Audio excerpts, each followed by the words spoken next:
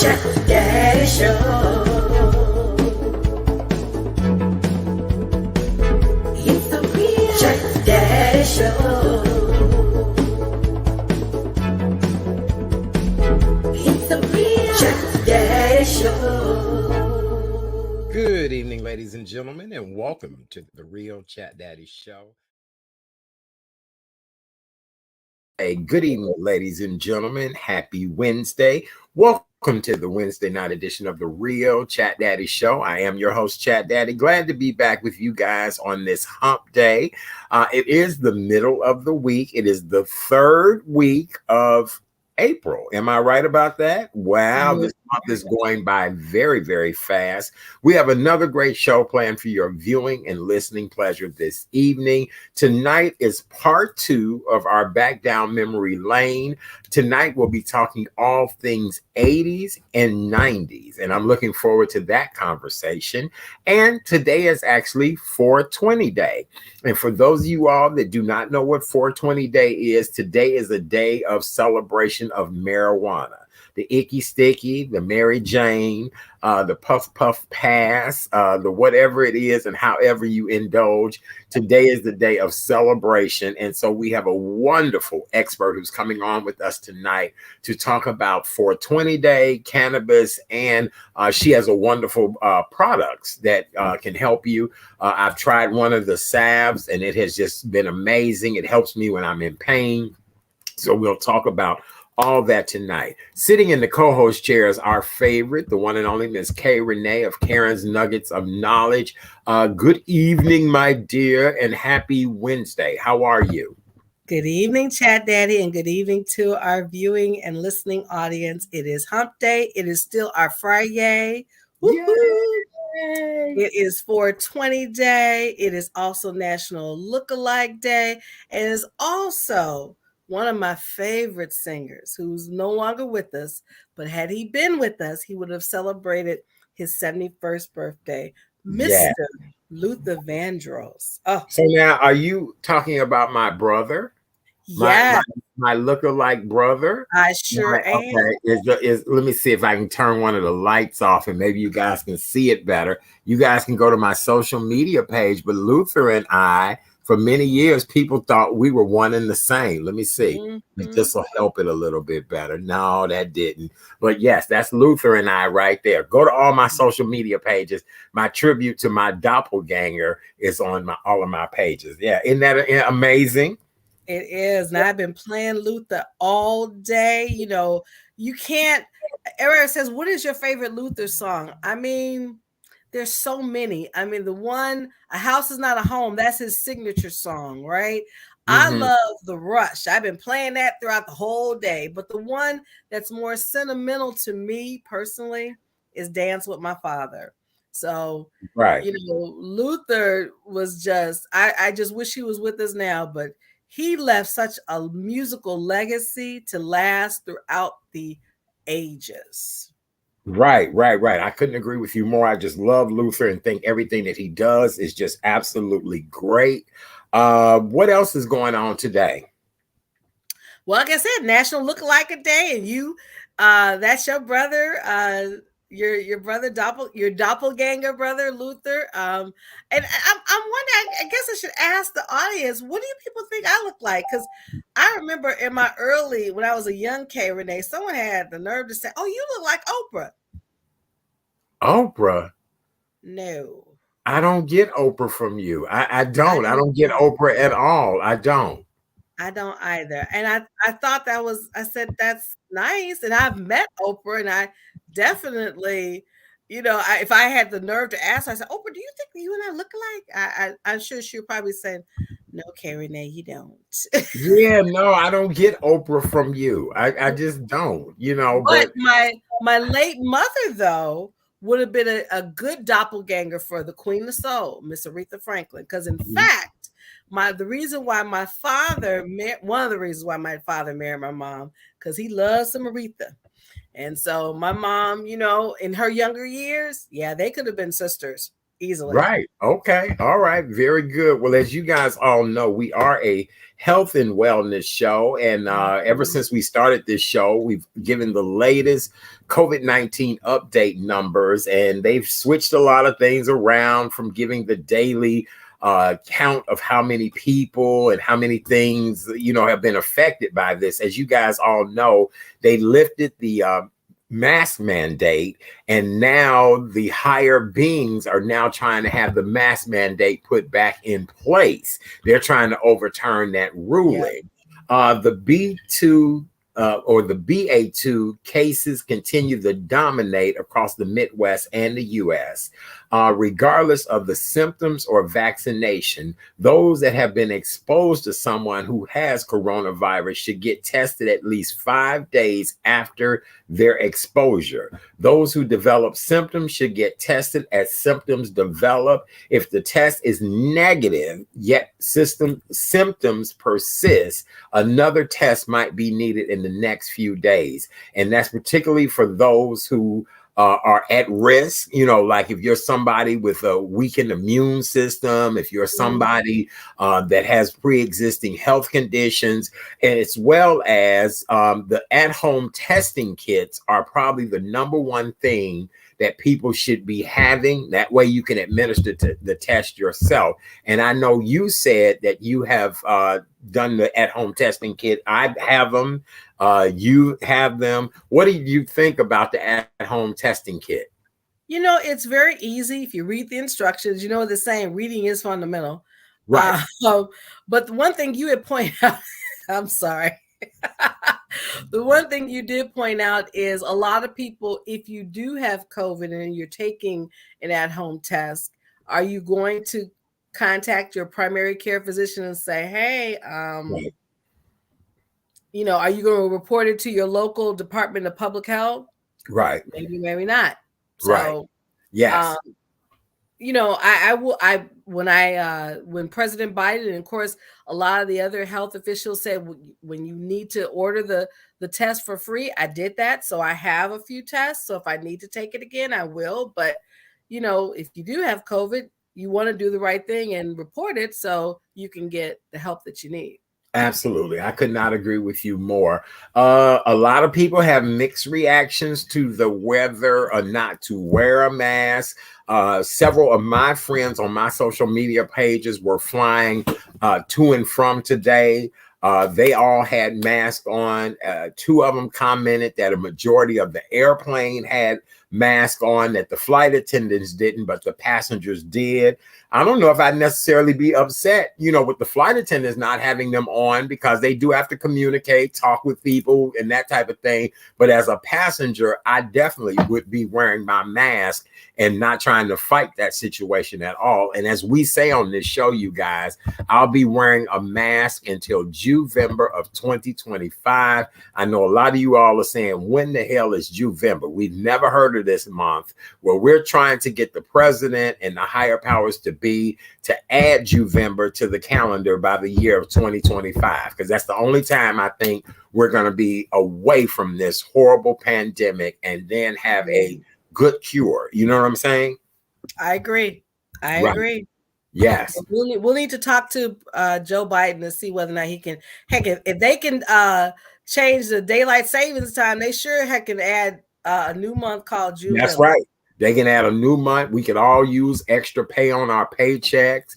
I don't know about paying mortgage and rent. See, that then it won't be a real month. You know what I'm saying? It won't be a real month for car notes. It won't be maybe I should run for president. Right. It'll be a real month for extra money on your paychecks. It'll be a real month for extra vacation. And it'll be a real month for you to stop wearing the mask due to COVID. How about that? Amen. Art Sims for president, y'all. Thank you. Yay! Yay! President. Yay! Amen. Well, millionaire Willie Wilson and Chicago businessman, and as you guys all know, he is running for mayor of city of Chicago. He has announced that he will be giving away more gas this coming Saturday. This will be the third gas giveaway that Mr. Willie Wilson has done. He will be giving away $1 million in free gas at a dozen locations across Chicago and the suburbs. The gas giveaway will start at 7 a.m. in the morning. There are quite a few places on the south side. There's a place at 48 East Garfield Boulevard. There's a place at 66 in Halsted. There's a place at 110th in State Street. For those on the west side, 28th and Pulaski, South Independent, 603, 76 in South Chicago, 70th in Western. There's one at 7201 North Clark Street, and then there's one at 340 Sacramento, but in total, there will be about 50 gas stations. Now, I'm one of these people that I was told at a very young age, be careful about going to any type of gas station to get gas. And I don't, some of these Super Save and them type of gas stations, I don't know. But free gas, I guess, is free gas. What do you think? Well, again, for Willie to do this, very soon, I applaud him. But of course, we all know the fact that he is running for mayor. It's still that's a good thing. He spread it out not only on the south side, the west side, and definitely in the suburbs, because I did see the list. Yeah. And he, a lot of people they don't take him seriously. I think now you need to really take him seriously, because he, out of the goodness of his heart, he is doing this, because you don't see a lot of other millionaires saying, I want to give gas away to the average consumer. So, again, I applaud it. And okay, so I want to play devil's advocate just for one moment. I met Willie Wilson. He's a really wonderful gentleman. I think his heart is so pure and his benevolence is really unmatched. And I agree with you said about not many other millionaires have given and that type of thing. But I said when the first gas giveaway happened, did we think this was a political move? Did we think he was running for mayor of Chicago? So now, does free gas justify free votes or people voting for you? Because our mayor now wants to give gas away, but then her name will be on the gift cards. See, now to me, that becomes a tit for tat type of situation. And if you're going to help people, you're going to help people across the board, not just so many people. But surprisingly, though, there are a lot of folks who are tit for tat. So, we're seeing the beginning stages of the campaign right in front of our eyes. So y'all just get ready. Right. Okay. We'll see how that all works. Okay. Let's get into what you have tonight, news-wise, before we move into our traveling through the decades. Well, we were talking about COVID, and when the Wall Street Journal prints something out, it's serious. Apparently, and this is something we would expect, right? That there's been alleged COVID-19 fraud schemes, but the total is unprecedented. Oh, I'm sure. The Justice Department unveiled charges that range from overcharging medical services to fake vaccination cards in the tune of $150 million. Are you kidding me? And it appears like federal prosecutors have already charged 20 people within the last 2 weeks who've been allegedly involved in these fraud schemes. Now, you and I both know we talked about this right in the pandemic, that even though the pandemic has been horrible, we've lost over 900,000 people, nationwide. Doggone well, there are going to be some people who, they will do whatever they can to fraud people. It is what it is. And I was looking at a news story recently about the amount of things that people did during this pandemic to fraud the government, to get whatever they could. And I was in complete shock. And I remember when a couple of people even approached me and was like, I said, well, listen, yes, I am a business. Yes, I do provide, something for people, but there's no way in the world am I going to say 1,000,000 people help me do this. And I'm one of those people that I believe in. If you do the right thing, God is going to bless you even in your time of need. And so being greedy like that, to me, it comes back on you eventually. You know what I'm saying? And they were saying that people were going from state to state filing unemployment claims, that people were creating businesses that they never had, that families were signing up people for businesses and saying that, we run this company, we run this business. And I get it. I've heard stories growing up and over the years about how much people hate the government or the government is getting over on us.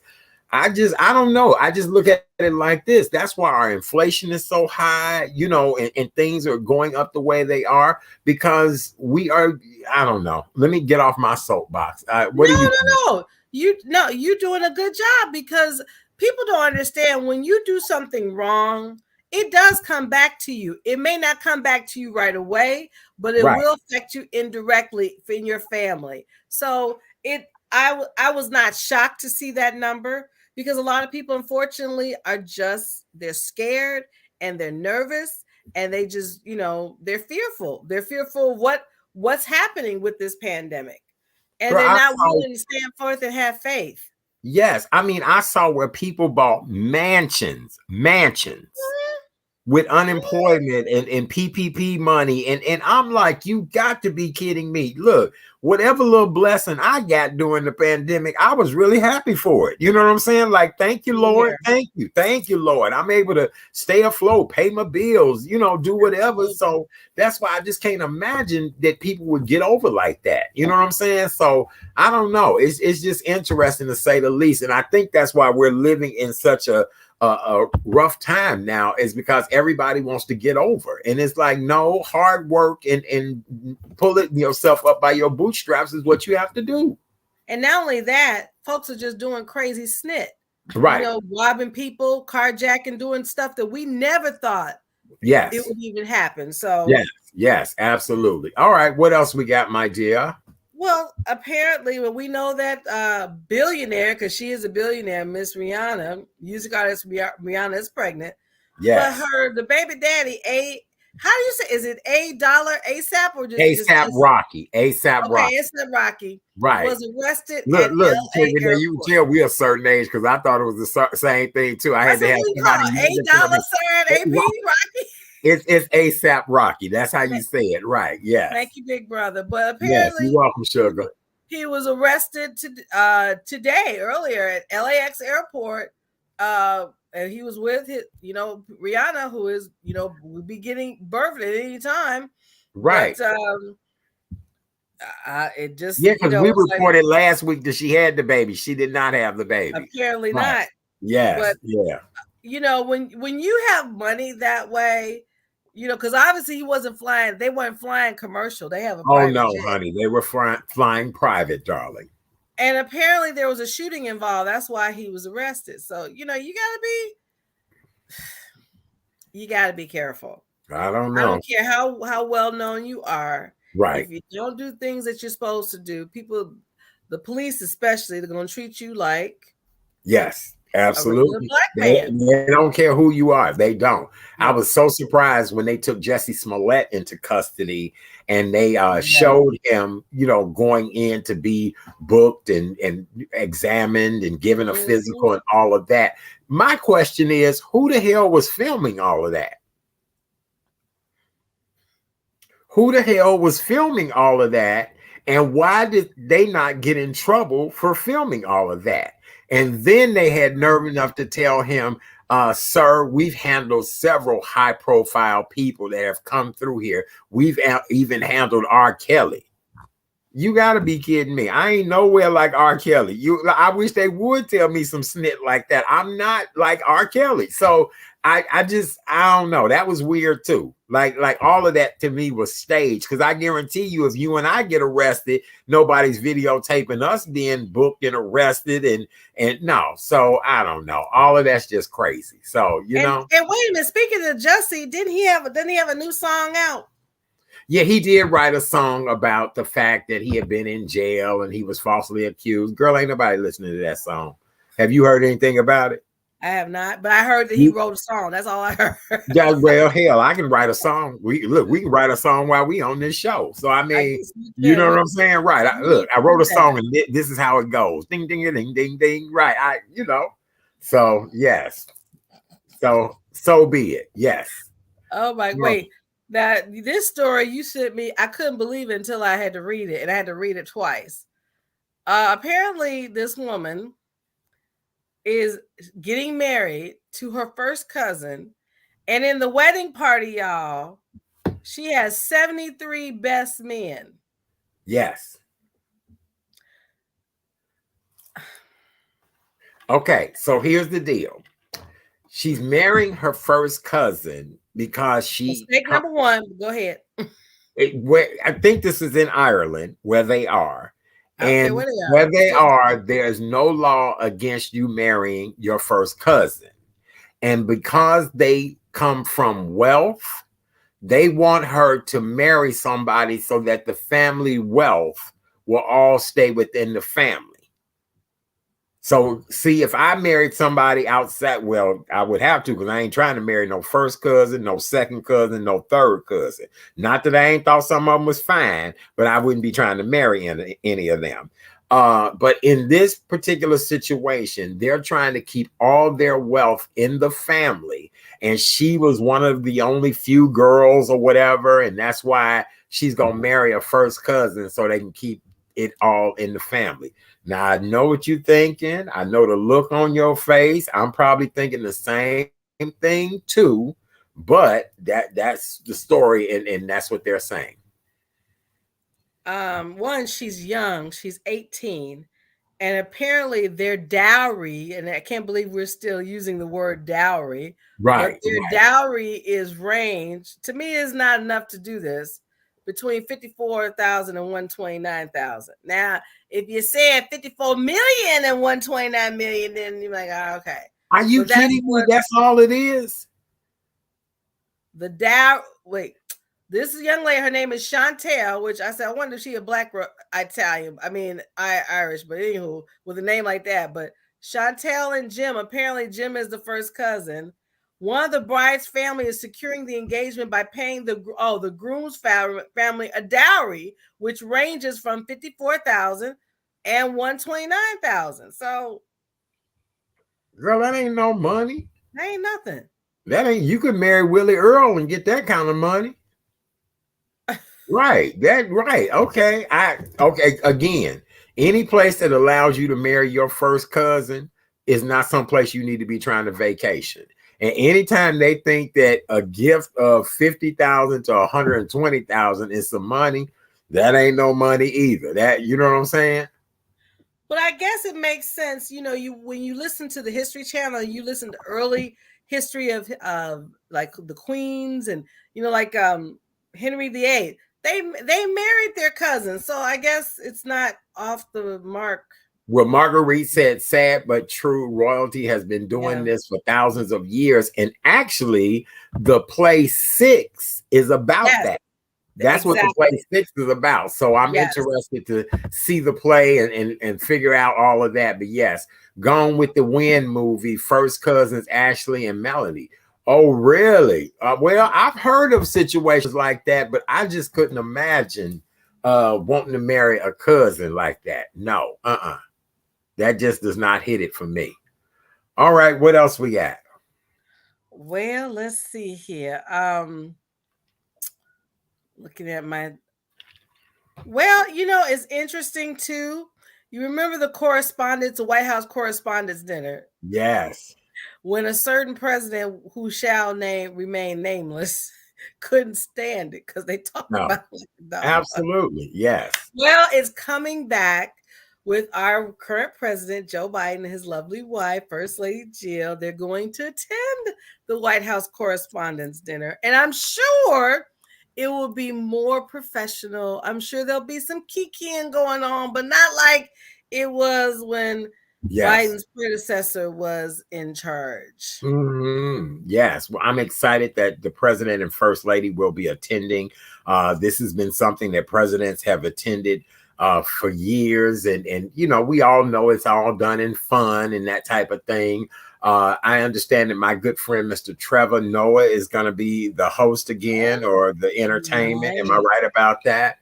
So Yes. that should be good. And when is the dinner? Is it April 30th? Yes, it is. Okay, Saturday, April 30th. Next Very good. Saturday. Yes, I know. Yes. Isn't that interesting? Wow. That's a special day. It's actually somebody's birthday that day. So I will not be going to the White House for the dinner that night. Well, I bet if y'all were invited, I'm sure that he would. Oh, absolutely. Yes. Absolutely. Right. Well, you know, it's tourist season. So I got to celebrate the bull. So yes. Yes. And Taurians can be bullish at times. Who you telling? Who are you telling? Okay. Who you telling? Yes. All right. Well, let's move on. I guess we could talk about, you know, we went down memory lane last night. So let me just sing the thing again. Go back down memory lane. Yeah. I don't want to do that part, but anyway, y'all get the idea. All right. Well, last night we talked about the 60s and 70s, and tonight we're going to talk about the 80s and the 90s. And so the 80s was known for an explosion of pop culture. Yes. The 80s was also known for the year of diversity as far as people branching out and moving to different areas, unexplored areas.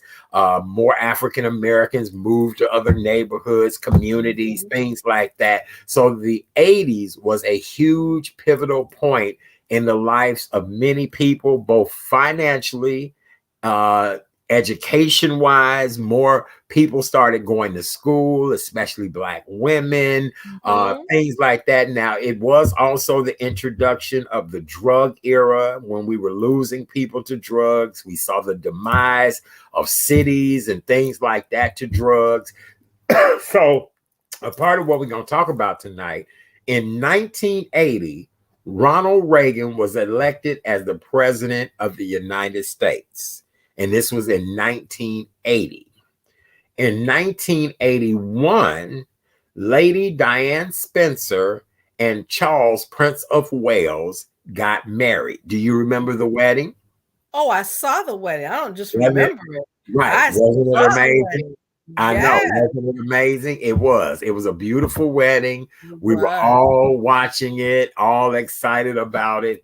In 1982, the computer was named Time Magazine Man of the Year.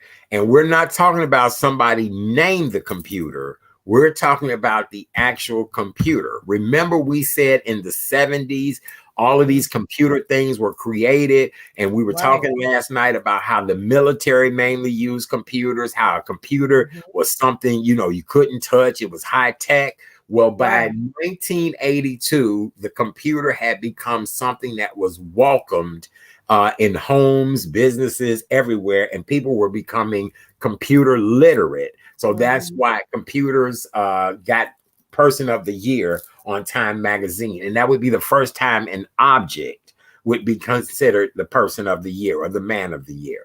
Can you imagine that? I know. In 1983, Microsoft released Word, the word processing program.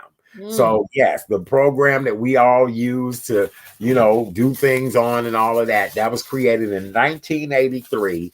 And so in 1984, Band-Aid Records, Do They Know It's Christmas, was a charity single to raise money for famine relief in Ethiopia. Do you remember that? When all of the stars came together and sang and did all of that? Yes, and something else came out in 1984. What? I mean, if this is any indicator, y'all, that my big brother to the left of me is wearing purple and I'm wearing purple, 1984 was somebody's year, and everybody and their mother saw this movie called Purple Rain. Purple rain, Prince. purple rain, purple rain. Yes, absolutely. You're right about that. Yes. So that was very big, girl. I thought you were going to tell people, hey, come out of school then. I was like, don't be aging me. No, I'm just joking. Yes, absolutely. Let me see. Michael Jackson's videos that were full-blown productions. Yes, oh Lord, MTV was born in the 80s. I was going to talk about that. I was. Yeah. Okay, so in 1985, the Coca-Cola Company introduced new Coke, where the focus was to return to the old formula only months later due to backlash. So remember, Coke kind of did a new thing. It was kind of different flavors. People lost their minds, and Coke had to go back to the old formula. But I do remember back in the day that Cokes never did taste like what a Coke tastes like when we were younger. I know. You understand me? Like people would drink a Coke and be like, baby, give me a good old cold Coke or Pepsi or RC Cola, and people would love it. It would come in a bottle, which I loved. I love the bottle versus the can. Right. Yes. But no. So Coke had to go back to that. In 1986, the Chernobyl nuclear reaction explosion happened in Russia. In 1987, the Simpsons made their debut on the Tracy Ullman Show. Did you remember that? And where is Tracy Ullman now? She's still alive, I believe, with crazy Homer Simpson and right. Tracy Ullman. Yep, absolutely. In 1988, 2 years after the Challenger disaster, NASA space shuttle programs resumed. And in 1989, the Berlin Wall was torn down to end of the end of the Cold War. And you remember, what did our president Ronald Reagan say? Gorbachev, tear down this wall. Tear down the wall. Yes, tear down the wall. Yes, I remember him saying that. Yes. In 1980, Mount St. Helen erupted in Washington State. Yes, I remember that too. We also lost John Lennon in the 1980s. The popular video arcade game Pac-Man was released, only to be followed by Miss Pac-Man, Centipede, Burger Time. I used to love going to the arcade. I used to, Lord. I mean, and here's the thing. My father, who was an avid bowler, and we had very few bowling alleys on the South Side, but when the bowling alley that I will always go to every Saturday night was Skyway, which was owned by my godfather, and 99th and Torrance. He had an arcade and hit every game that you just spoke of. I would be, while my father's bowling, I'd be in the arcade just playing the game. I tell you. Yes. I'm actually at one point I was very good at pinball. And then I also was very good at Miss Pac-Man. Yes, and I used to listen to the song, she's a man eater. And I used to be like, come on, Miss Pac-Man. Come on, Miss Pac-Man. Oh, here's another one. Donkey Kong. Oh, yes. Donkey Kong. I remember Donkey Kong. That was, yes. So they said Tracy Ullman, Marguerite says she's a regular on a series on PBS. I didn't know that. I did not know that. Right. That's good to know. Well, thank you, Marguerite. Let's see what else happened in the 80s. In 1981, the cable network MTV Music Television was launched. In 1981, the AIDS virus was identified in the United States by scientists. Yeah. And I will never, ever forget that. And when it all started happening, and friends were dropping like flies, much like this COVID pandemic, it seemed as if only gay men were dying from this. It just, I would go out with a friend. I'll never forget this. And one of my friends, he was like, it was summertime, hot out. And we went and was eating, and he was like, oh my God, I'm freezing to death. And I was like, you are? And he was like, yeah, I'm freezing. He never got better from that and ended up dying from AIDS. And so I've seen many situations and cases like that have just over the years just torn me apart about it. And, I was talking to a friend and he said, Art, it's amazing how you made it through all these decades unscathed. And I said, absolutely right. Because it was praise to God. Praise God. Right. Absolutely. Scorpio Love says 80s fashion. And Debbie says New York City was a mess in the 80s. Yes, it was, Debbie, because that's when I first got exposed to New York City and going to visit my relatives in Harlem was horrible in the 80s. That was the first time I ever seen a woman perform fellatio on a man on the streets. Oh, yeah. The prostitutes in Harlem, they would do their business right in front of you. Right as you walk into the bodega, they was, bobbing for apples right there on the streets. Crack, all of that. Yeah, I'll never forget that as long as I live. Yep. Oh my Debbie goodness. says that the mafia went down in the 80s. Yep. You're welcome. Arcade games back in the 80s were fun. Yes, they were. Yes, they were. And oh God, AIDS was so hard for us. Absolutely, it really was. All right, let's continue to move on. In 1982, Disney World opened the Epcot Center. And the Epcot Center actually stands for Experimental Community of Tomorrow. And what Epcot Center was trying to be was what we have now and who we are. Like, hey, so-and-so, turn on the lights. Hey, almost like the Jetsons. And so from when Epcot Center opened to where we are now, it's amazing how a lot of those things came, to light and are more true now than ever. So, yes. All right. In 1982, Japan sells the very first CD player. Do you remember? We talked about the Walkman last night, but do you remember your very first CD player? Huh? God, it's been a minute. I know. I had portable CD players, and I used to have a little strap bag that you would carry it in and all of that. I didn't have that actually. When you get a car, sometimes the CD was in there. So that's what I know. And then computers, right? If you get a computer, you could put a CD in the computer to listen to music. Yeah, no, I had a portable CD player. Sony used to make them, a couple of other people, and you could put them in a little case. They would make all kind of cute cases back then, and you would listen to your CD player while you were on the go. Oh, Debbie, you're absolutely right. Listen, Studio 54, the Limelight, Shelter, oh my God, Faces, Nimbus, Excalibur. Those were all the nightclubs back then. Oh my goodness. I used to hang out at the Excalibur on a weekly basis. And let's not forget on the south side of Chicago, we had, what do we have? What was Dejois? Is it Dejois? Dejois was actually on Kinsey downtown on Kinsey. Okay. We had Sweet Georgia Brown's on 87th Street. That's right. We had The Godfather.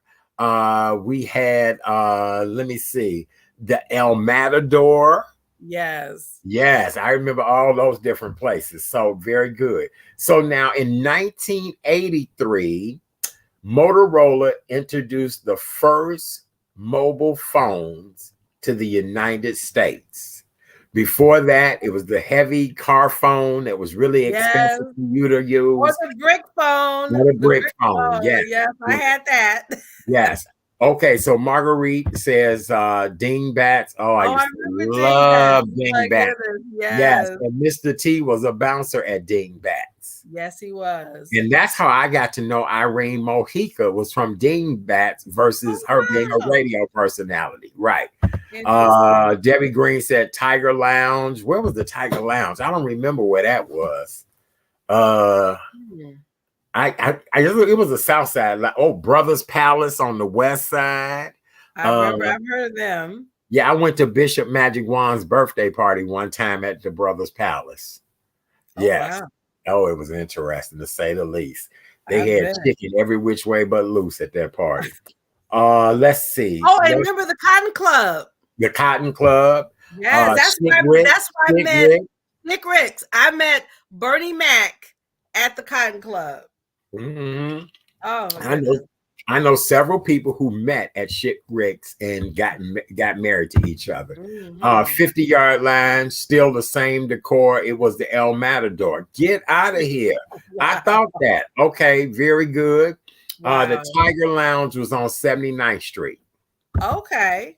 Yes. Okay. Thank you, Watika. The Tiger Lounge was on 79th Street. Oh, I remember the Burning Spear. I don't remember that.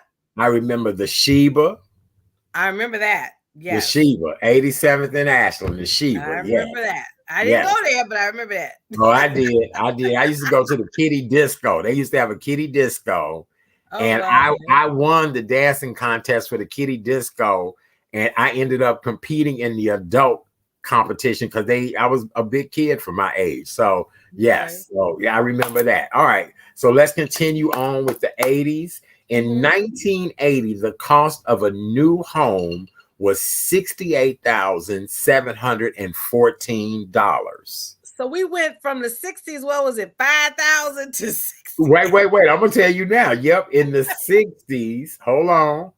Let me see if I can go back in my notes. Wait. I got my notes here. In the 60s, a new home was $12,700. And by the end of the 60s, you were paying $15,500 for a new house. Let's fast forward 20 years later to the 80s, where you were paying $68,714 on the low end, and that was the early 80s, to by the end of the 80s, in 89, you were paying $120,000 for a home. In 1980, the average income was $19,170. By the end of 89, the average income was $27,210. In the 80s, a gallon of gas was $1.19. By 1989, gas was 97 cents a gallon. And do you know why that was? Because of the pipeline, and gas was able to come through more, I think, whatever. I think that's what the case was. But remember, gas had gotten down cheap by then. In the 80s, the average cost of a new car was $7,210. And by the end of 1989, you were paying $15,400 for a new car. Another thing, a Camaro Coupe would have cost you $7,571. A Pontiac Grand Am. Oh, I used to love Pontiac Grand Am. Yes. $9,965. Nike Air Force One basketball shoes cost you $54 back then. A tailored silk blouse was $15.99. Hands-free operating car phone cost you $788 back then. A leg of lamb, $2.19 a pound. Milk was 85 cents for a half a gallon. Bunk beds, complete with mattresses, was $148. And Cheer laundry detergent, the big size bottle, was $1.59. Popular toys back in the 80s. Of course, video games and arcades were really the number one thing. PC games, as you said before, anything that you could play on your computer. Space Invaders and Pac-Man led the way. Also in the 80s, it was very popular for young girls to have talking dolls. Remember Baby Alive? Oh, I had my Baby Alive, and I requested a black one. My mom said, "What do you want?" I said, "I want a black Baby Alive. I don't want no white one. Sorry." Yeah, no, my mother, so I need a black Baby Alive. Yeah, my mother bought my sister Black Baby Alive. She always had Black Baby Alive. So yes. Also, at the end of the decade, children had their very own Sony Walkman. They had a talking Alf. They had Oh, Star Wars figures. I couldn't stand that son of a Nah, gun. you didn't like Alf? No, see, here's the deal. All right, there was a gentleman I used to date because I was in college in the late 80s, and I couldn't stand the series, and he thought it was a joke to get me that for Christmas. Okay. I got him a beautiful tie, and he gonna give me that ugly thing. I'm like, have you lost your mind? He gave you an Alf for Christmas, an Alf doll? Oh, girl, were they looking for him with flashlights after that? Honey, he'd have been in a ditch somewhere. You kidding me? He gave you an Alf doll? He was an alpha, so I got him something black and gold, you know, and I got that damn little puppet. I was like, oh my God. Can't stand out. Oh, can't stand out. That brings back bad memories. Oh my God. That is a mess. That's a mess and a half. Oh my God. That brings back bad memories, I tell you. Oh Lord have mercy. That is well, you know what? I'm gonna be honest with you. I really don't like grab bags to this very day. I'll never forget this. But we did a grab bag one time, and I'm like you. I buy people great gifts. I'm very thoughtful about. Somebody bought me a soap dish, and here's the deal: I was not the stinky boy. I was not pee boy. I was none of that. I probably been wearing cologne since I was 5. So honey bought me a damn soap dish, and ever since then, I don't like grab bags. I ain't never. Yeah, I'm like the hell with a damn grab bag. If I hear anything about Alf, I'll be like, oh, hell no, just leave me alone. Leave me be. Right. Bad trigger moment. Bad trigger moment. Right. Going back down memory lane, Ronnie's Steakhouse. Yes. Oh, I love Ronnie's Steakhouse. Yeah. The Taste Entertainment Center, 63rd and Low. I remember the Taste. Yes, that was very good as well, too. All right, let's continue on. Oh, other things that kids had during the 80s: Star Wars figures, Pound Puppies, My Little Pony. I remember My Little Pony, and Mr. and Mrs. Potato Head. I thought they had been around longer than that, but no, and Mr. Let's not forget Cabbage Patch Doll. Remember baby, Watika just said it. She just said it. Cabbage Patch Doll. Yep, yes. I remember that. All right. In 1987, we were introduced to The Simpsons. Also, the Fox Television Network began its operations. In 1990, have we got to the 90s yet? Oh, we're getting ready to enter into the 90s now. Anything else from the 80s? I'm here. Look, I'm running us along so we can. Well, you know, the one thing in Chicago, Croc and Britanno's. Do you remember that bookstore? I used to go there all the time just to pick up a book, a comic book, because you know I had a really great comic book collection. I had over 3,000 comic books. Did you really? Okay. Yes. Unfortunately, with the fire, got rid of. Unfortunately, that destroyed at least half my collection. But yeah, I used to collect Archie comic books. Wow. And then I remember Fannie Mae candy was very big back then. Yes. People would actually go and buy candy like that from a candy store, or, you know, from the chocolatier or whatever they would call it. I remember here in Chicago, we had great restaurants like Chances Are in Hyde Park. Yes. I remember Ponderosa. I remember the Sizzler. Yes. Bonanza. Bonanza. I remember Arthur Treacher's Fish and Chips. Yes, Fish and Chips, the green and yellow. Yes. Oh my God. What great memories. Yes.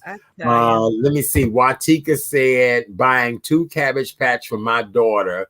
2 women got to fighting at 87th and State at the Ventures. Oh, I'm sure people were losing their minds. And then also remember the Beanie Babies.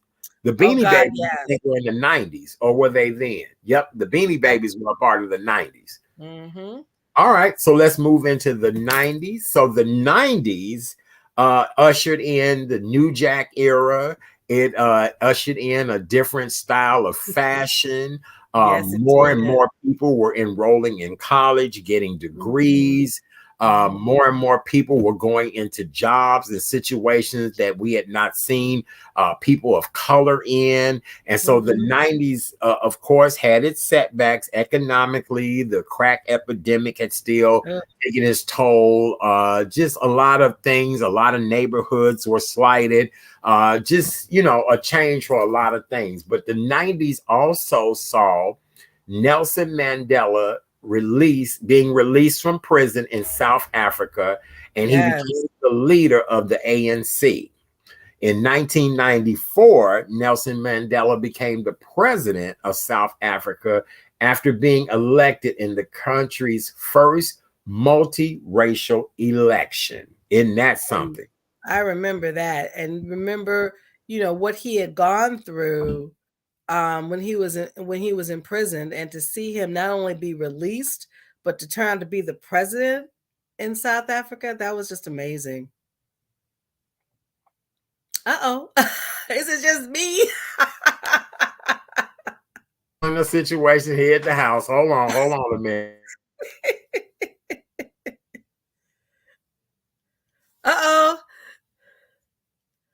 I can't hear you, sweetie. It's blocked. Okay, never mind. We had a situation we was trying to handle here at the house. Sorry. Okay. No worries. Yes. No worries. Right. In 1991, the internet became available for unrestricted commercial use. So again, even though in the 80s, everybody did not have the internet, it was not something that was offered to everybody. And so in 1991 is when the internet became unrestricted for everybody to have. Marguerite said the preppy look. I remember that. Yes, I used to love the preppy look. Are you kidding me? Loafers and, you know, wearing Levi's and Ralph Lauren and all that. Yes. 1991, the lead singer of the band Queen, Freddie Mercury, died from AIDS. Operation Desert Storm took place in Iraq and Kuwait.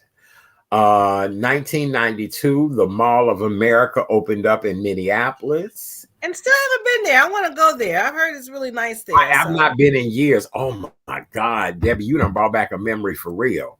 AOL dial-up. AOL, American Online. America Online. You're connected. Remember, we would all be waiting on that little man to run, and he'd be trying to connect you, and then he'd connect you. You'd be like, "Ooh, thank you, Jesus." And then look, when that little man wouldn't be running, you'd be like, "What's wrong?" What's going on? That's right. You remember when they gave you AOL for free everywhere you went? You could get AOL for free, 120 hours or minutes or whatever. Yes, I remember that. Let's see what Scorpio Love says. Acid wash denim, crushed velvet, and colorful blazers. I remember because I had all of that. Let me see. Oh boy, the movie Bodyguard. Yep.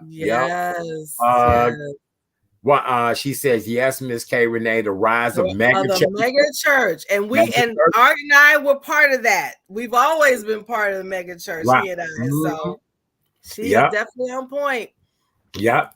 And our colleague and your colleague Oprah blew up. She sure did. She sure did. Because I was on Oprah's one of her very first shows when she went syndicated.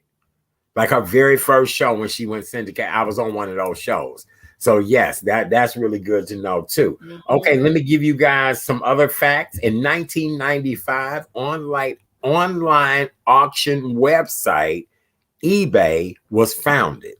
I remember that. 1995. Okay. So a new house in 1990 would have cost you $123,000. By the end of 1999, a new house was costing $133,700. In 1990, the average household income was $28,950. By 1999, the average household income was $40,810. In 1990, a gallon of gas was $1.34, and in 1999, it was $1.22. In 1990, the average cost for a new car was $16,000. By 1999, it had went up to $21,000. Here are a few things that you guys may be interested in knowing. A Ford Mustang convertible would have cost you $14,289. A leather bomber jacket was $99. Remember Wilson's leathers. Yes, And I do remember, remember. all those jackets were $99 at Wilson's Leather. A Levi denim jacket would have cost you $35. Super Nintendo was $159. A cell phone, a car cell phone for your car was $325. Pork chops were $1.98 a pound. Frozen peas were 97 cents a pound. And a Lazy Boy recliner would have cost you $260. Popular toys of the decade was a Nintendo Game Boy, Tetris, Tickle Me Elmo, Super Nintendo, Sony PlayStation, Furbies, Jurassic Park, Teaching Barbie, and Sega game system, and Beanie Babies. Beanie Babies were very popular in the 90s. And in 1997, the first Harry Potter book was published by J.K. Rowling. Isn't that something? Yes, and she is a multimillionaire now. Bless her heart. She really is. Absolutely. Yes. All right. Well, anything else? Because we've taken our trip back down memory lane, both the 80s and the 90s. In the 90s, where was I?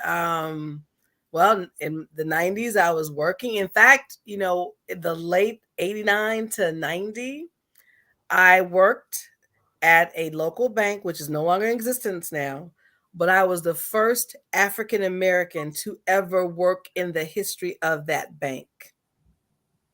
Wow. It was the Commercial National Bank of Berwyn, Illinois. That should tell you something. Google when Macy's water tower opened. Go ahead. I'm sorry. I was trying to tell the peanut gallery to do something for me here. Because I got a story to tell you when you said you were the first. Go right ahead. And that, my parents were, especially my mom, was extremely nervous because she said, they're going to do something to you. I said, Mom, if you treat people as people, it should be fine. Was there a rough road? Yeah, because I remember this, and this is the God's honest truth. Apparently that one of the tellers had an issue. So as an auditor, I had to count the cash. And I guess one of the managers was being funny and said something really racist. I said, oh, I said, just gave a sarcastic remark, I just embezzled the funds right here. Do you know they shut down the whole teller line to count the cash because they thought I was serious. And I looked at them, my boss who hired me, she's looking at them like, did you really expect Karen to steal money? And she's an auditor, really? So needless to say, and that was a long time ago, but back then, water tower. It was interesting. Right. Okay. Well, we're trying to Google what year Marshall Field's water tower opened. Oh. But I was one of the first Black men to work on the first floor of Marshall Field's water tower. And I'm gonna tell you the significance of that. Marshall Field's first floor was fragrances, high-end jewelry, anything that was an attention grabber. Right. And the reason why I'm so in love with jewelry to this very day is that I used to work for a jewelry collection called Butler and Wilson. And Butler and Wilson was high-end costume jewelry. And I was the first Black male to work in that bay and to be featured on that first floor at Marshall Field's water tower. So I remember that. I remember quite a few people were the first African Americans to work for a lot of places. You know what I'm saying? Saks Avenue, Neiman, Bonwit Taylor, places like that. Baskin. Lord Taylor, Baskin, Litton's. Litton's. Oh my goodness, that was my mom and I favorite store. Charles A. Stevens. Weeboats. Yeah. Weeboats. Yes, absolutely. Yes, Yes. absolutely. So, okay. Well, that was wonderful. For those of you all that are just joining us, welcome to the Wednesday night edition of the Real Chat Daddy Show. Tonight, we've been taking a jaunt back down memory lane. Last night, we talked about the 60s and 70s. Tonight, we're talking about the 80s and the 90s. But most importantly, today is 420 day. 420 day. For those of you all that indulge in the Mary Jane, the Icky Sticky, the marijuana, the happy flavor, the whatever you may call it. I remember at a time when you used to smoke marijuana, your grandmama would be ashamed of you. You get exiled Oh, from the goodness. family. And now people smoke marijuana with their grandmama. So They sure here to talk to us tonight. You said what? Yes, they do.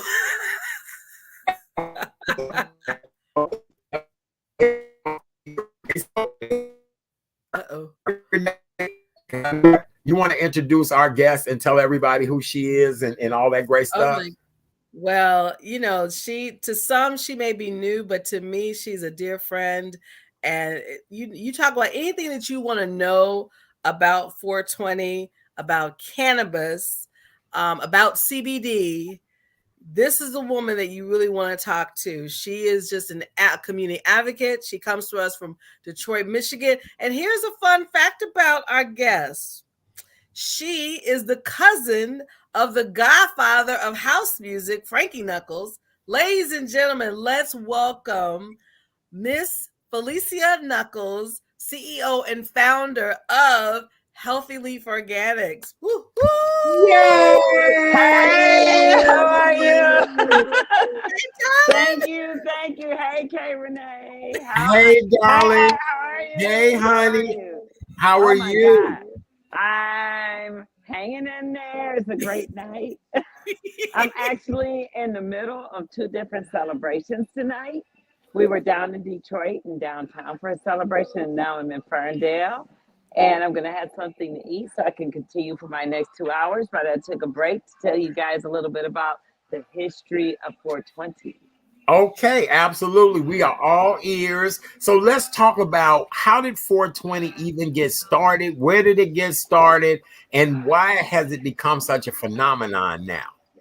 Well, I will tell you this, Art, and really, it's simple, and it just was viral, is what happened. 420 started out as a high school cohort, so to speak. It almost became religious. Kids in California, this wasn't even on the East Coast. It bled to the East Coast in 1970s. I'm not going to go into names because it's truly not necessary.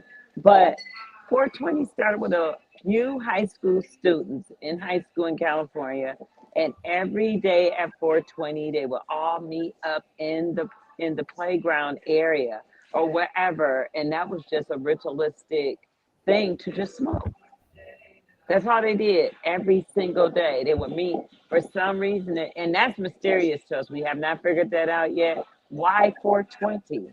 But these kids would meet up at 420 and they started to smoke. Guess what? It went state to state through the whole West Coast area, and people would just smoke. They said 420 is smoke time. Eventually, it went to the East Coast, and we it continued. Literally, it just continued. So it went worldwide. It actually went country to country. So in Michigan, we have the Hash Bash, which we just had our 50th anniversary. 420 beats that. It actually went worldwide from people just smoking. Eventually, it got to politics where advocates said, hey, look, this is awesome. We can use this as our holiday to pretty much patronize where we have been and where we have come. Now it's educational. So today, 420 became not only just a California thing, it's an advocate thing, it's a political thing, it's an educational thing, and this all happened because we evolved. Okay. We learned Okay. that cannabis wasn't about recreational use. We became educational. Now it's health and wellness, and we still today value 420. I look at it when we become federal, finally, it would actually be a Hallmark holiday. Uh-huh. Uh-huh. I can agree. Go ahead, Kay Renee. Well, Felicia, you have been just an advocate of not only 420 but cannabis, because there was a time, especially in the Black community, where we could collectively would be prosecuted for carrying cannabis and marijuana. So kind of talk to us. Where do you see the evolution of cannabis going from today on? Well, I can tell you this. Legalization federally is already on the table. They do it every other year or so, and we are already waiting pretty much for the House of Representatives again present the bill, and we're up there again. I don't see this happening for another couple years, but us being Healthy Leaf Organics, this has become a part of community. Okay, each company that's involved and has a license in cannabis has to somewhat contribute, because right now we're in this turmoil. We're in this turmoil when legalization is going to happen and whatnot. So what I see is cannabis kind of started, it kind of evolved into a position where you have all these people that are incarcerated, okay, for marijuana that is now about to become decriminalized. Right. What do we do about that? You have all these people here who have no education, half their lives have been subject to just being in jail. So Healthy Leaf Organics is one of the, what we want to be is an advocate for these people and give them jobs. You like marijuana, you didn't know what to do, you start selling it on the street. What else are you going to do? Okay, now you have an opportunity to be decriminalized. We have to let you out of jail. Let's put these people to work. Let's teach them about the real benefits of cannabis and what it really is. Not just something on the street, but something you can live by, because it truly is a God-given plant. And it truly does help people. So take those very same people and put them into the workforce and give them jobs and let them really learn about what cannabis is about. And this is where Healthy Leaf Organics comes in, because this is where we're going. Today, I was in downtown Detroit at an event, the Eastern Market, Burt's Warehouse Place. They had an event there. This was right before I ended up in Ferndale, where I am at now. And we spoke on that. And I wanted you guys to really meet these people that I was speaking with, because they are in politics. One of the people I was with was a state representative. And we spoke to a lot of young people about what we can do for you. If you really want to be in cannabis, don't go on the corner and sell some weed. Learn about what cannabis represents, and let's really engage it and educate our community on what it does and the benefits. But first, it starts with you. It starts with you as a younger person. I wish I could talk about this forever, but we met a young woman. She came, the first thing she said was, Felicia, I got the best weed. I'm a grower. I got my license. I got the best weed on the market. And I had to slow her down. You can't have the best weed because you didn't invent this. However, I can take what you know, educate you so you can present this the proper way. And this is what we need to do. We need to educate our youth. We need to create better awareness. We need to make people who are afraid of this aware of this, because this truly is another market of industrial use. We can put people to work in jobs, but it really helps us to be healthier people. And I'm an advocate of that. And many of us are. And this is what 420 represents. This is what it has become. What it has become. In Illinois right now, all the social equity applicants are tied up in courts. That's ridiculous. That's ridiculous. Why we got all the medical license facilities, which are, I hate to say, non-minority, that are capitalizing and becoming billionaires. That's right. Yeah. This is what we need to control, take control of, and to stop, because this is just another component of our lives that have become imprisoned. Right. Yes. Okay. Uh-huh. So Healthy Leaf Organics represents that. We are, although in Michigan, but in Illinois, we are a benefits corporation. And our goal is to really educate our community and let them know that this plant, if you want to believe in a miracle plant, believe in this one. Believe in this plant, because it truly does what it says it does. However, 420 represents recreational use. Right now in Detroit, there's people getting high all over the city right now. That's one component of the plant. We need to focus on all components of the plant. Let me ask you this. I love what you said about that. Even what I said earlier, that back in the day, this was so taboo and just a subject Yes. you never brought up. You were sneaking to go smoke weed, all of Yes. that. And now people, are giving it to their grandparents, CBD and things like that, to help with cancer and pain and things like that. Do you think that that it will be accepted in more places across the country now? Oh, no doubt, no doubt, no doubt. It's happening right now. I mean, let's put it like this. You know how your mama say, "I don't like the way you smell coming in this house. You stink. You smell like weed." Now you can tell your mama, get used to it because it's about to be all up and down the neighborhood because it's about to be decriminalized. It's Yes. going to happen in the next 3 years. You Yeah. know, I've seen people come in to get job applications and interviews smelling like weed. yes, And I'm like, you got to be kidding me. I'm just old school, I guess, that, and to each his own. I'm not a teetotaler. I'm not immune to it. But I just can't believe that people show up places smelling like weed. yeah, I don't smell. Now, I'm going to tell you, I don't do that. I do, I think it's a place for everything. I do too. I do too. So now what you have just described is a method of education. Right. So we have to tell people you still have to be professional. Right. There's a place for everything.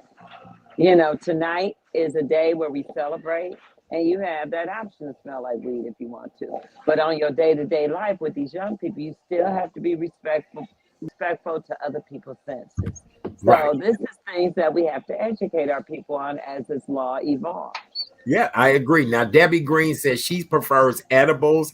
I know a lot of people who prefer edibles. Can we talk a little bit about the explosion of the edible market, as well as products like yours, cream, salves, things like that? Yes, for sure. One thing I'm going to say, one of the issues, especially with edibles that we have, is dosing. People are confused about what should I take to get the right dose to help me with my condition. However, not get too high to where I feel like I can't sleep or I'm not comfortable. So this is where we are today. My suggestion with people is to start very small and work your way up, because the edibles do address the situation. And for people who don't like to inhale or have issues like COPD or respiratory, whatever's going on, they're not going to smoke.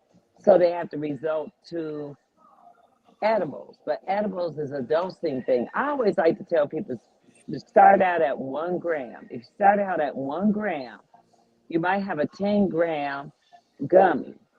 Bite a piece of the gummy and just see how to give it an hour and see how you feel. And work your way up to that comfortable feeling to where you could actually heal. Because we're still working that out in the industry. Edibles are very effective, but that's the main problem, just to dose it properly. I've had people sit up here and tell me, "Hey, look, youngin', I'm older than you. I've been doing weed since the 60s. Give me that candy bar." I give them a $300 candy bar and they almost in the hospital because they didn't want to hear me. They thought they knew everything. Yep, I can attest to that. I almost died from an overdose in a foreign country from just ingesting some cake and eating too much of it. And that cake made me so damn sick that I almost died over in another country. So I know the effect. You're a little hard head. Yeah, I didn't think, I'm thinking, oh, this is good, and again, wasn't nobody telling me in moderation back then. This was some years ago, all of that, and it scared me to death. We have another guest that comes on the show that makes edible products, and her tagline is just a pinch, just a pinch. Yeah. Right. Yeah. She tells you don't eat no more than 6 kernels of this popcorn, all of that kind of stuff, because I know, my own friend one night messed up and ate a whole container or something. And here's the funniest thing. The next day, all I said was, "What the hell happened to you in your sleep?" And the first thing was, I accidentally ate a whole. I said, I knew it. I knew it because you acted a fool in your sleep all night long. So yeah. Well, I'm going to tell you, that's the whole problem. But you know what? We can joke about it and blow it off, but actually, some people actually end up in the hospital like that. Well, I And they know. don't listen. They don't listen.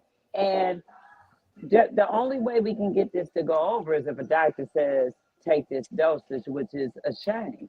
But, however, Healthy Leaf Organics, what we represent is health and wellness for everyone. So our salespeople are certified on what to say to our people, how to dose people, everything to keep our people safe, all people safe. Mm-hmm. So our company exercises compliance, wellness, and safety. That's what we do. I can't speak for everybody, but this is what everybody needs to do Mm-hmm. because it's not a game. It's funny, but it really is not. You could end up sick. That's right. Yep, It's I'm just telling like you. too much of everything causes problems. That's right. That's right. I'm living witness to that. We have a question real quick before we let you go. Wants to know why is there a variety of smells like skunk, and can it be made differently? Because I can attest to that. I live someplace where what my neighbor smell different than each neighbor's smells are different. So what is that?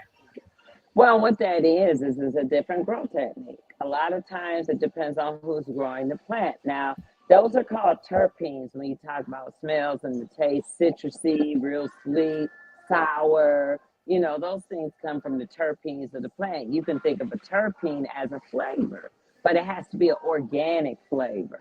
So you got out here, you got these chemical flavors like in vape pens and things like that. But there are innovations where some of our formulators have learned to contain the natural flavor of the plant, where you could actually get that real, like that skunk, that OG lemon kush, and actually taste that flavor. That's where that comes from. It has to be organic. So that's where our COA certificate analysis comes in place. So you could actually see how many terpenes are in a plant.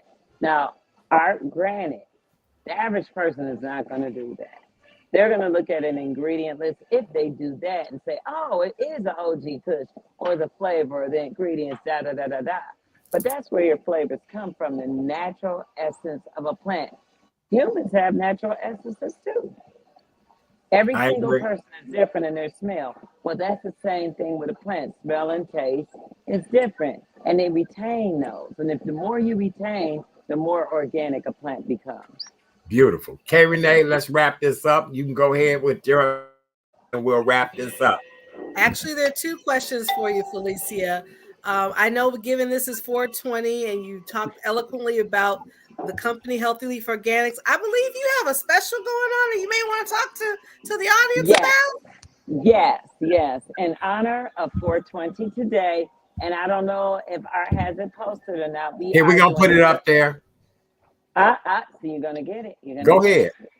All right. So we are giving a special 30% off all of our store-wide products. Our products are not THC or they don't get you high. Our products are strictly health and wellness. If you want to know more about it, if you go into our website, we do have an educational section where you can our FAQs tell you a little bit more about cannabis. The product discount you save today will be 30% store-wide. So if you just click on the link or scan the barcode, whatever Art has for you, you can get into our website and just shop for whatever you want and expect to receive 30% off today. Today for Wow. 420, it does start today and it ends Sunday at 11:59 p.m. What's the website?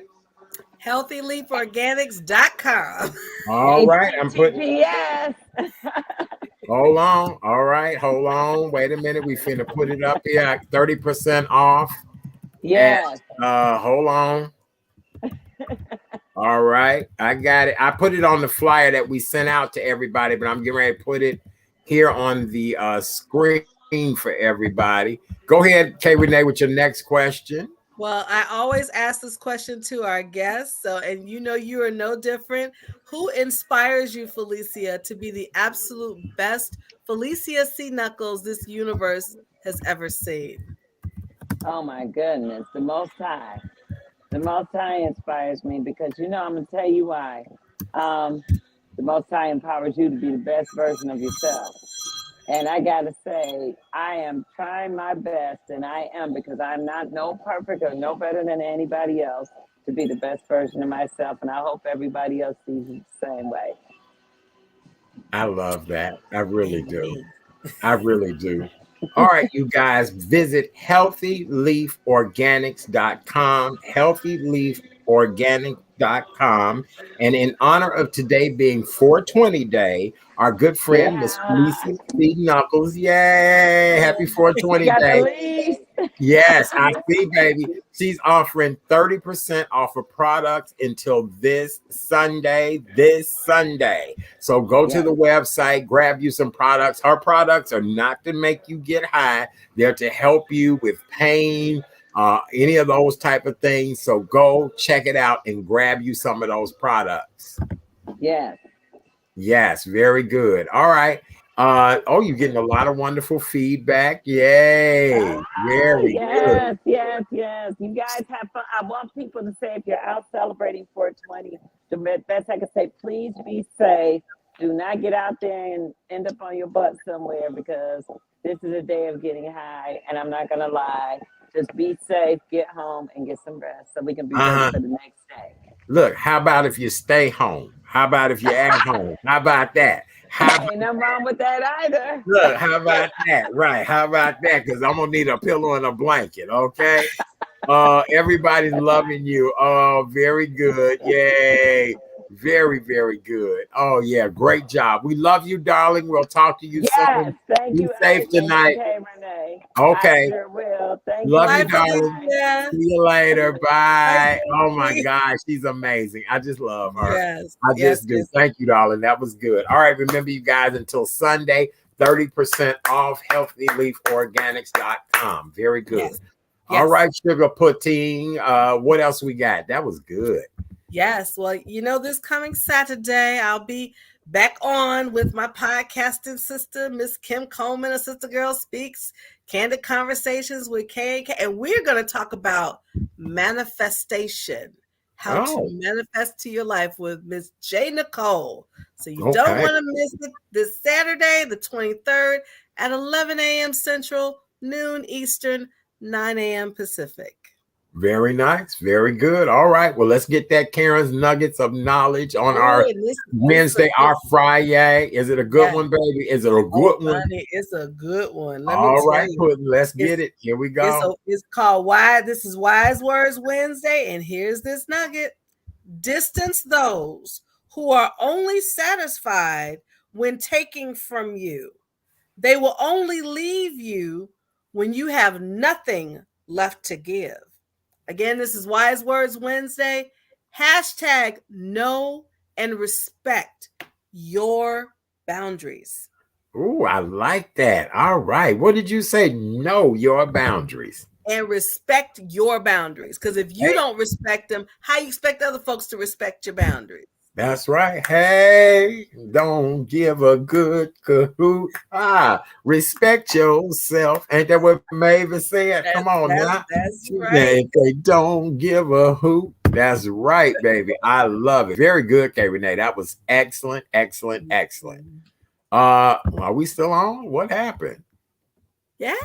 Oh Lord, the comments disappeared, all that. Okay. Oh my It's a goodness. weird night. It's a weird night. It's 420, baby. It's 420. Yeah. There we Yeah. go. There's Marguerite. Thank Yes. you, Miss Marguerite. Yes. Amen. Debbie Green, you said what now? She said, find her show through Facebook. Yeah. Tell them how they can find your show. You can go on Candid Conversations with K&K via Facebook and or YouTube. Yes. Because Very we're on good. both platforms. Very good. All right. Well, it's our Friday. We'll be back next Monday night. Therapist Naya B will be back with us. Remember, she was here with us last month. She'll be back with us to talk about stress and mental health. We also are going to talk to a gentleman who he and his family lived on a boat for 5 years. Say what? had children and everything, and they lived on a boat and went around the world on a boat for 5 years. We'll talk to them next week. I'll also give you guys the review of a couple of plays here in town, all of that. So yes, make sure you tune in next week. Yes. You right, Watik. If you don't respect, no one else will. Yes. Man. Hey, Betty. Oh, she said, I'm enjoying my gummy. I love you, Betty. Now. I'm sure. Look, I'm sure, Betty. Hey, Betty. Yes, absolutely. Well, Melda, we love you as well. Thank you, Melda. Absolutely. We love you guys. Well, if you are partaking in 420, please make sure you do so in moderation.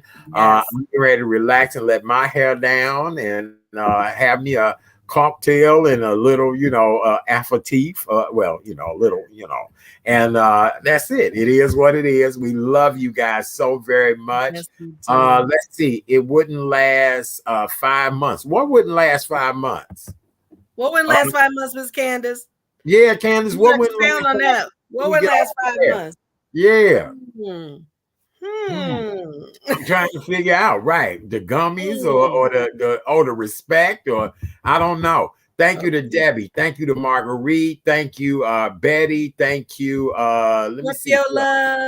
Scorpio love, of course. Scorpio love. We love Miss Scorpio. Melda, we love you. Yes, Watika, absolutely. yes. Watika.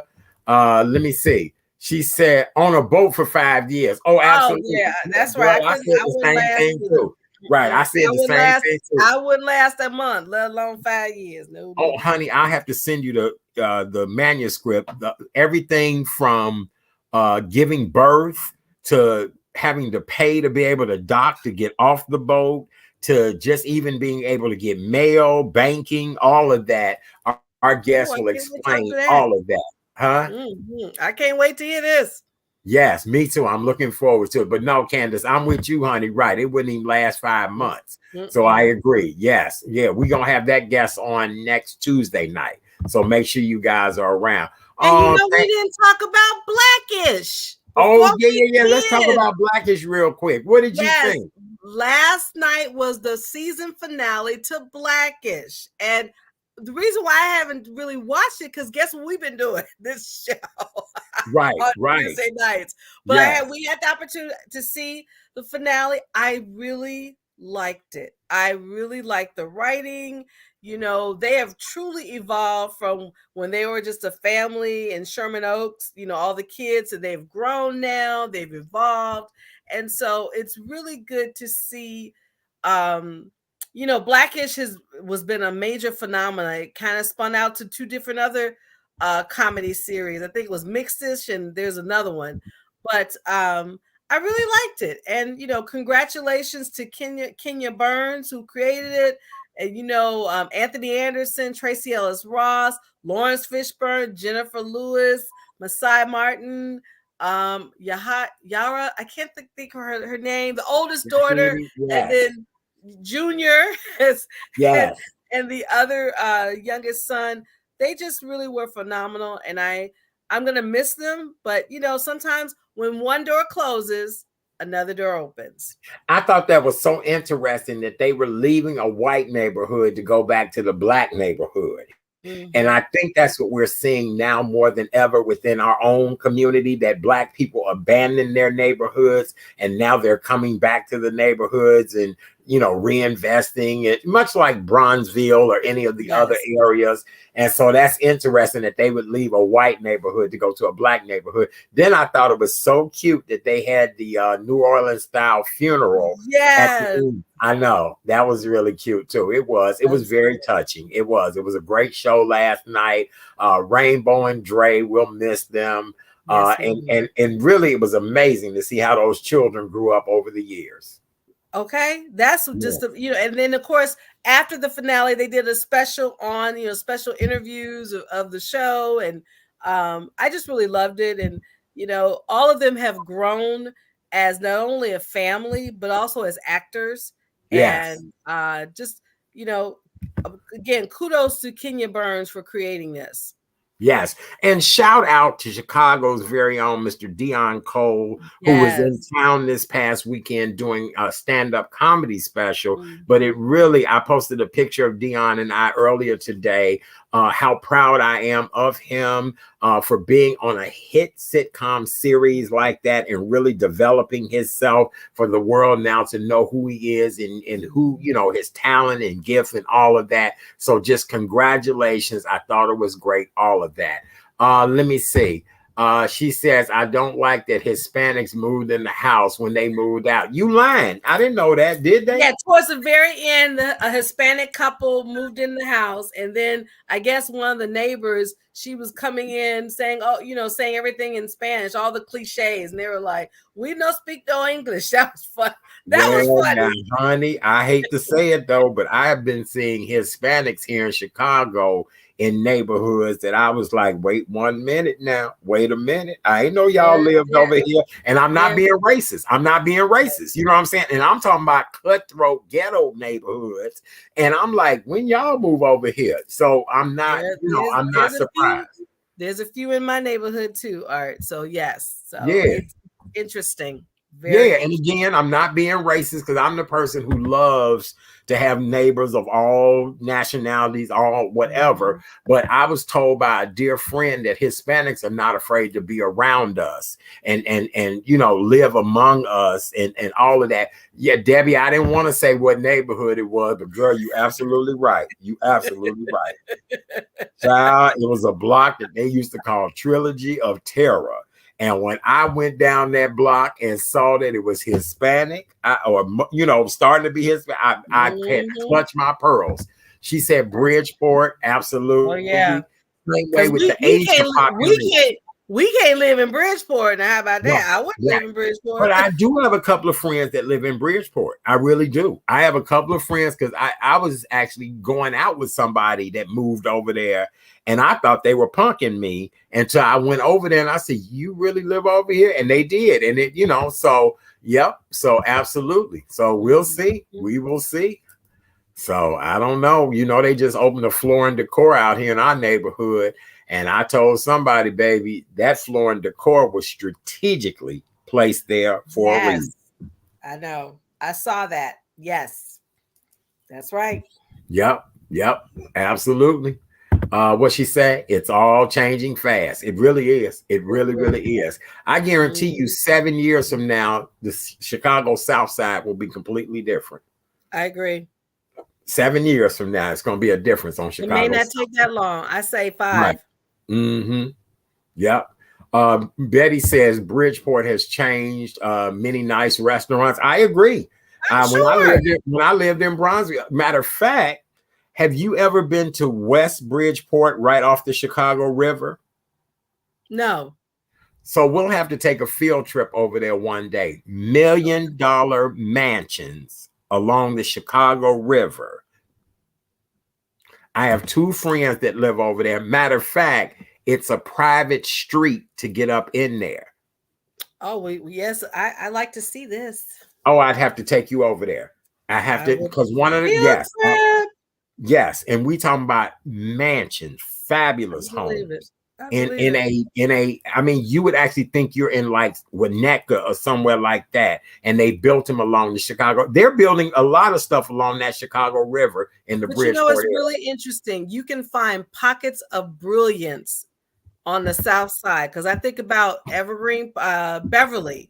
There's an area there that you have to, you once you go in, you go out the same way. And the homes are just phenomenal. Yep. Marguerite said her youngest born lives where Chinatown meets Bridge. I'm telling you, you'd be surprised the number of blacks that live over there. They just don't go over there clowning and acting a fool, but there are quite a few blacks that live in Bridgeport. Watika said, I know where those houses are. I'm telling you, Kay, Renee, I'm gonna take you over there and your mouth is gonna be, look, several ball players live in there. Okay. That's how fabulous it is. Yes. Okay. All right, we're gonna get out of. Oh, wait, here we go. Bridgeport has $1 million homes. Yep, they do. I'm telling you, these. Wow. I want to say you go in off of Racine, off of 35th and Racine, going north, And as you look to your left, you're going to see these beautiful homes with porches, just they amazing. And as you drive through there, and they got it where you drive in one way, drive out another way, it's going to blow your mind. I promise you that. I can't wait to see. We're going to take a field trip. We're going to take a field trip over there. Yep. Let's see what she said. Inglewood, where I live after I was born. All of that needs to be, I just hate that our neighborhoods don't get anything new. Nothing, right. I would love to live in a high rise out here on the south side and it not be a housing complex, a project. Exactly. Right. You see what I'm saying? Like, I feel as my age, my demographic, or a senior building, I would love to live in a high rise where I'm looking at something and, all right, let me get off my soapbox. We love you guys so very much. We'll be back Monday. Don't forget, here in Chicago tomorrow, the weather's going to be very nice. And the weather's going to be beautiful on Saturday. We're going to be teeter-tottering with the weather, but be careful, you guys. Much love. If you're indulging in 420, moderation is key. We'll see you guys on Monday. Thank you, Marguerite, for my ponytail. Yes, I whip my hair back and forth. Yes, I know I have a ponytail. Yes, I do. We love you guys. Be well. Thank you for a wonderful evening. Be safe. Candace, we love you too. She said bye. Have a good weekend. Thank you, guys. We love you all. Yes, we do. All right, we're out of here. We'll see you later. Bye. Bye.